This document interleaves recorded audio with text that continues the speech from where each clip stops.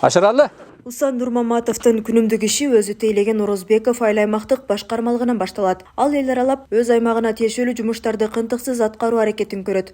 Эшик какылап түшүндүрүү иштерин жүргүзүүнү дагы адатка айлантып алган.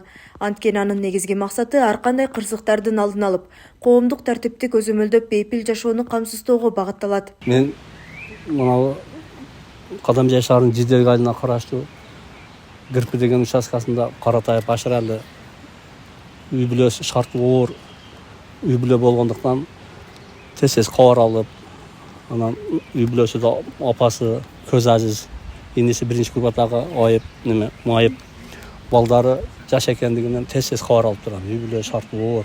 Анан Кадамжай райондук соцпомощь мекемеси менен биргеликте суранып келип, мамлекет тарабынан кандай жардам болсо бергиле деп, ошондой сунуштарды айтып биргеликте келип иш чараларды өткөрүп жүрдүк буларгачы. Ар немеде жумасына 2-3 жолу кабарап турам бул семьяданчы. Каарманыбыз аймактык тескөөчү болуп 1998 жылдан бери иштеп келет. Бул арада башка аймактарда да кызмат кылган. Өзгөчө Лейлек районунда кызыктуу жумуш күндөрү өткөнүн эскерет. Жылы 2000 Лейлек районунда кагыл күзөт кызматында кызмат өтөйт эле. Ошол убакта тергөө баягы наркотик боюнча суракта тергөөчүдө туруп, ошо тергөөчүлөр качырып берет дагы немеден. Экинчи этаждан түшүп качып кетет дагы. Биз эми күндөгүдөй иш жумушта жүргөнүбүздө качып кетти деп сүрөтүн жөнөтүп, ошо баланы кармоо учурда бир кызыктуу окуя болду да. Что-то бирөө бар окшойт, көрдүм. Мен ошол жерде деп атам, ошол жерде эле карап тура берели. Деп анан экөөбүз машинага барып келели деп машинага кетип барсак, бир аял менен бир жаш бала келаткан экен. Анан ошол моментте токто текшерип коелу депчи. Сен кимсиң дедим, биз милициядан деп удачадан көрсөт. Сумкасын ачсам баягы аялдынчы. Менин жанымда куштар нар баланы текшерип атат, мен берге жан. Баягы эркектин кийими да, биз баягы аял кийип чыккан бала экен да, ошонун кийими анан ыстык нан менен шашлык. Уже бала качканга уже даярданып калган экен да. Ошондо мен подозрение кылып, ошондо пакет менин колумда калып калган экен да. Аны жоготуп алдык. Туңгуйга кирип кетти, стадион ичи караңгычы да.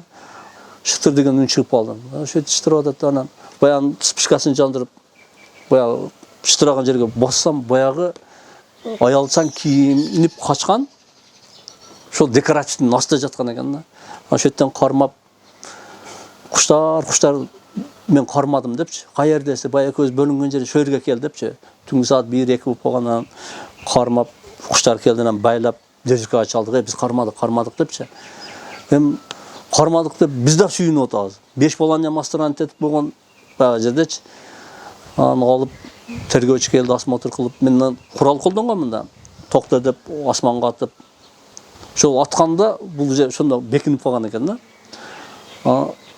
Ошону менен ошол бир кызыктуу окуя ошо болду. Ошонун негизинен офицердик курамга ошол сунушташып, ошондон офицер болуп, ушу күнгө чейин эмгектенип келатабыз да.